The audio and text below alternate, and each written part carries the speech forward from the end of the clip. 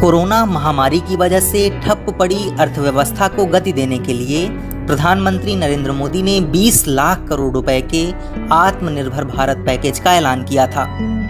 इसकी विस्तृत जानकारी के लिए वित्त मंत्री निर्मला सीतारमण 4 दिन से रोजाना प्रेस कॉन्फ्रेंस कर रही हैं और टुकड़ों में घोषणाएं कर रही हैं।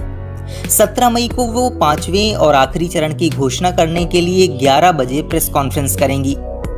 आम लोगों के लिए इन सभी घोषणाओं को समझना थोड़ा मुश्किल है, इसलिए इस वीडियो में हम आपको आर्थिक पैकेज की अब तक की सभी बड़ी घोषणाएं आसान भाषा में समेट कर लाए हैं। पहले चरण में वित्त मंत्री निर्मला सीतारमण ने कहा कि हम लिक्विडिटी बढ़ाने के लिए 15 कदम का ऐलान कर रहे हैं। इनमें 6 MSME सेक्टर के लिए, 1 उपाय डिस्कॉम के लिए, 3 टैक्स से जुड़े उपाय और कुछ उपाय रियल एस्टेट सेक्टर और NBFC के लिए हैं। वित्त मंत्री ने सूक्ष्म, लघु एवं मझोले उद्यमों यानी MSME समेत छोटे कारोबारियों को 3 लाख करोड़ रुपए का बिना गारंटी वाला कर्ज उपलब्ध कराने की घोषणा की। इसके अलावा गैर बैंकिंग वित्तीय कंपनियों और आवास वित्त कंपनियों को 30,000 करोड़ रुपए की नकदी सुविधा उपलब्ध कराना शामिल है। बिजली वितरण कंपनियों को भी 90,000 करोड़ रुपए की नकदी देने का ऐलान किया गया। इसके अलावा कर्मचारियों की जेब में अधिक पैसा डालने और नियोक्ताओं को PF का बकाया भुगतान देने में राहत देने के लिए सरकार ने स्टैच्यूटरी कंट्रीब्यूशन को भी 12% से घटाकर 10% किया। वित्त मंत्री ने आम करदाताओं के लिए भी राहत की घोषणा की। उन्होंने वर्ष 2019-20 के लिए इनकम टैक्स रिटर्न फाइल करने की समय सीमा बढ़ाकर 30 नवंबर 2020 कर दी। 20 लाख करोड़ रुपए के आर्थिक पैकेज के दूसरे चरण में प्रवासी मजदूरों को मुफ्त अनाज, किसानों को सस्ता कर्ज और रेहड़ी पटरी वालों को कार्यशील पूंजी कर्ज उपलब्ध कराने के लिए 3,16,000 करोड़ रुपए के राहत पैकेज की घोषणा की गई।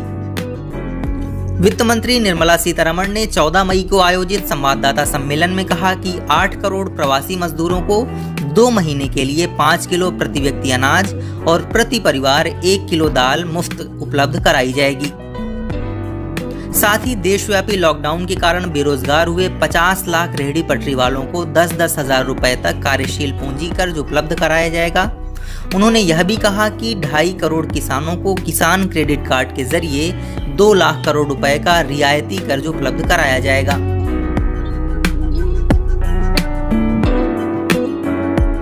वित्त मंत्री निर्मला सीतारमण ने तीसरे चरण में कृषि उपज के रखरखाव, परिवहन और विपणन सुविधाओं के बुनियादी ढांचे के लिए 1 लाख करोड़ रुपए के कृषि ढांचागत सुविधा कोष की घोषणा की। वित्त मंत्री ने कहा कि इस कोष का इस्तेमाल शीत भंडार गृह, कटाई के बाद प्रबंधन ढांचे पर किया जाएगा। वित्त मंत्री ने सूक्ष्म खाद्य उपक्रमों को संगठित करने के लिए 10,000 करोड़ रुपए की योजना की भी घोषणा की।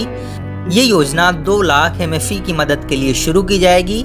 इसके तहत क्लस्टर आधारित रुख अपनाया जाएगा। मसलन उत्तर प्रदेश के लिए आम, बिहार में मखाना, जम्मू कश्मीर में केसर, पूर्वोत्तर के लिए बांस, आंध्र प्रदेश के लिए लाल मिर्च जैसे क्लस्टर बनाने की सुविधा के लिए इस कोष का इस्तेमाल किया जाएगा। समझा जाता है कि स्वास्थ्य के प्रति जागरूकता बढ़ाने की वजह से इस कोष के जरिए नए बाजारों को भारतीय उत्पादों का निर्यात किया जाएगा।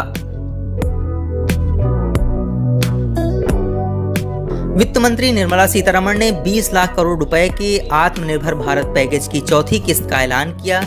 इसमें उन्होंने 8 क्षेत्रों कोयला, खनिज, रक्षा उत्पादन, सामाजिक बुनियादी ढांचा, विमानन, बिजली वितरण, अंतरिक्ष व परमाणु ऊर्जा क्षेत्र में सुधारों की घोषणा की। वित्त मंत्री ने कहा कि सरकार का focus ease of doing, DBT, GST सुधार पर है। देश में निवेश लाना और रोजगार बढ़ाना है। वित्त मंत्री ने रक्षा विनिर्माण क्षेत्र में प्रत्यक्ष विदेशी निवेश की सीमा को 49 से बढ़ाकर 74% करने का ऐलान किया।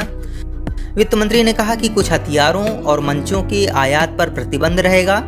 उन्होंने कहा कि बेहतर प्रबंधन के लिए आयुध कारखाना बोर्ड को कंपनी बनाया जाएगा।